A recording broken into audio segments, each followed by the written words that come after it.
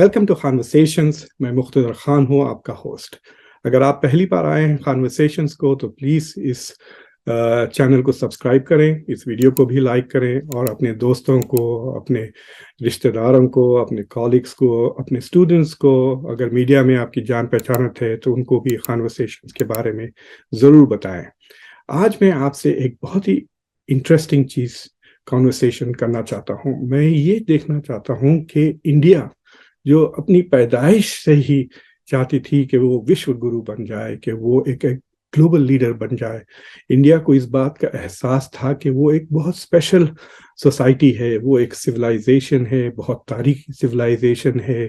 اس کی پرمپرائیں، اس کی جو ویلیوز ہیں وہ کافی ڈیپ ہیں. اور انڈیا نہ صرف ایک بہت اہم اکانومی ہے دنیا کی، بلکہ انڈیا دنیا کو بہت کچھ سکھا سکتا ہے. تو یہ انڈیا کی ایلیٹ کا سوچ ہے. اور اب انڈیا کو پہلی بار اور یوں کہیے کہ بہت ہی امپورٹنٹ مومنٹ پر اس کی تاریخ میں ایک ایسا موقع ملتا جب اس کو گلوبل لیڈرشپ کا ایک ذائقہ یعنی ٹیسٹ ملے گا اور ٹیسٹ بھی ہوگا. تو 2023 میں انڈیا G20 کا پریزیڈنٹ بن جائے گا، اور انڈیا شنگھائی کوآپریشن آرگنائزیشن کا بھی صدر بن جائے گا 2023 میں. یہ دو مختلف انٹرنیشنل کوآپریشن کے ادارے ہیں. G20 ایک فورم ہے جہاں پہ دنیا میں 19 ملک، دنیا کے سب سے بڑے اکانومیز اور European union basically global financial policies کا ایجنڈا سیٹ کرتے ہیں. ان کا مقصد ہے کہ دنیا میں جو گلوبل ٹریڈ ہو، فائنینشیل ٹرانزیکشنز ہو، جو کرنسی ایکسچینج ریٹس وغیرہ، یہ ساری چیزیں جو فائنینس سے تعلق رکھتی ہیں گلوبلی، ٹرانس بارڈر فائنینس، اس کی اسٹیبلٹی مینٹین کرنے کے لیے وہ نارمز، رولز، پروسیجرز وغیرہ وہ بناتے ہیں. اور یہ فورم ہے، یہ آرگنائزیشن نہیں ہے. صرف یہ ملتا ہے، ایسا کوئی اسپیسیفک ان کی بلڈنگ نہیں ہے جہاں سیکریٹریٹ وغیرہ کہہ سکتے ہیں آپ G20 کا.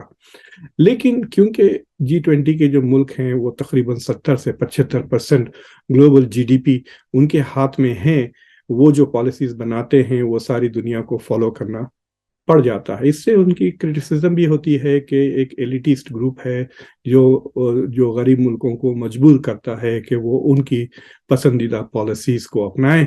لیکن کیونکہ یہ ملک اتنے پاورفل ہے اکنامکلی اور چھوٹا رکھنے میں گروپ پالیسیز آسانی سے بن جاتی ہیں، سے بنسبت UN جنرل اسمبلی جہاں تقریباً 170-180 ملک آتے ہیں. تو اس لیے G20 کافی اہم ہے. اور جو 2-3 بڑے جو کرائسس ہوئے ہیں، اکنامک کرائسس 1990s میں، پھر 2008 میں، اس میں G20 نے کافی امپورٹنٹ رول ادا کیا انٹرنیشنل اکانومی کو سٹیبلائز کرنے میں. تو اس لیے G20 بہت اہم ہے. اور اگر G20 کے لیڈر انڈیا بن جاتا ہے تو انڈیا کو ایک ایسا چانس مل جاتا ہے کہ وہ گلوبل اکانومی اور گلوبل فائنینس کی جو پالیسیز ہیں، جو نیم ہیں، جو نظام ہیں، اس کو شیپ کرنے میں انڈیا ایک بڑا ہاتھ، it will have an important role to play. Shanghai cooperation organisation ایک الگ ریجنل آرگنائزیشن ہے، اور اس کی فوکس بیسیکلی سیکیورٹی ہے. چائنا نے جب اس کو انیشیٹ کیا تھا شنگھائی 5 کہہ کر، یعنی 3 ستان، چائنا اور رشیا نے 1990s میں شنگھائی کوآپریشن آرگنائزیشن کی یوں کہیے کہ سیڈز بو کی تھی. تو ان کا فوکس ہے بیسیکلی سیکیورٹی کوآپریشن. اور شروع سے 3 اہم چیلنجز کو انہوں نے آئیڈینٹیفائی کیا ہے. ایک ایکسٹریمزم، دوسرا ٹیررزم، اور تیسرا سیپریٹزم. تو جہاں تک کہ چائنا کا سوال ہے، اگر آپ دیکھیں تو ویگرز کے بارے میں یہ فوکس ہو جاتی ہے کہ ویگرز بھی religious extremism, at least China کی نظر سے اگر دیکھیں تو وہاں پہ ریلیجیس ایکسٹریمزم ہے، سیپریٹزم تو ہے ہی، اور شاید انٹرنیشنل جہادیوں کی مدد سے تھوڑی بہت ٹیررزم بھی ہوئی ہے وہاں پر. تو چائنا اس سے ڈرتا ہے، اور اس سے کوپ کرنے کے لیے شنگھائی کوآپریشن آرگنائزیشن کو انیشیٹ کیا. رشیا کے لیے بھی اس زمانے میں چچنیا کے مسائل پیش آ رہے تھے. تو یہ جو 3 چیزیں ہیں، ریلیجیس ایکسٹریمزم، سیپریٹزم اور ٹیررزم، اس کے لیے بھی انٹرسٹنگ تھا. اور انڈیا کے لیے بھی کشمیر کی اگر آپ پالیٹکس کو نظر میں رکھیں تو یہ تینوں چیزیں انڈیا کے لیے بھی کافی اہم ہو جاتی ہیں. تو یہ دو ڈفرینٹ آرگنائزیشنز کی لیڈرشپ پوزیشن میں انڈیا آئے گا. تو جہاں تک کہ انڈیا کے لیے جو چیلنجز ہیں، ایک تو آرگنائزیشنل چیلنجز ہے، بہت سارے کانفرنسز، G20 تقریباً 200 کانفرنسز آرگنائز کرنا پڑے گا، لیڈرشپس کو انوائٹ کرنا پڑے گا. سو بیسکلی انڈیا میں وہ قابلیت ہے، بڑے بڑے ایونٹس انڈیا نے پہلے بھی آرگنائز کیے ہیں. سو دے ول مینیج دا آپریشنل سائڈ بڑی آسانی سے. لیکن جو انٹلیکچوئل اور لیڈرشپ سٹائل ہے وہ اصل ٹیسٹ ہوگا. G20 کے فورم میں رشیا بھی ہے، چائنا بھی ہے، امریکہ بھی ہے. تو انڈیا کیسا مینج کرے گا یہ امریکہ، رشیا اور امریکہ چائنا کے بیچ میں جو تناؤ ہے، اور یہ یوکرین کی جنگ پتہ نہیں کس موڑ لیتی ہے. بعض لوگوں کو ڈر ہے کہ کہیں یوکرین میں ولادیمیر پوٹین نیوکلیئر ویپنز نہ استعمال کر لیں. اگر وہ کر لیتے ہیں تو کیا انڈیا رشیا کو بلائے گا G20 کے فورم پر؟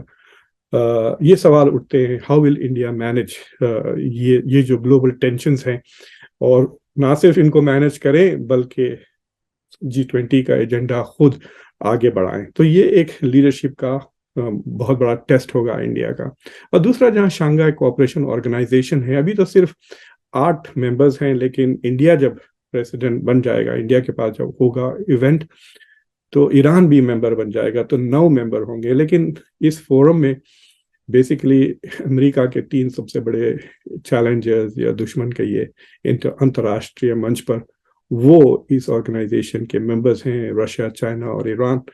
اور انڈیا ان کے ساتھ مل کر یہ کانفرنس، تو بہت ہی بعض لوگوں کے نظر میں SCO ایک اینٹائی نیٹو، اینٹائی ویسٹ ادارہ ہے، اور انڈیا اس کی صدارت کرے گا. تو India is going to be the leader of an anti-West organization in 2023. اور انڈیا بڑی کوشش کر رہا ہے کہ وہ ویسٹ کے کافی قریب آ جائے. امریکہ کے ساتھ بہت ہی اسٹرانگ تعلقات بنانے کی کوشش کر رہا ہے، پارٹنرشپ کوشش کر رہا ہے. یعنی بیسکلی انگریزی میں کہتے ہیں to run with the hare and hunt with the hound. یعنی وہ بکری کے ساتھ بھی بھاگ رہا ہے اور شکاری کے ساتھ بھی شکار کر رہا ہے. تو انڈیا از ڈوئنگ بوتھ اس معاملے میں، جہاں SCO کا سوال ہے.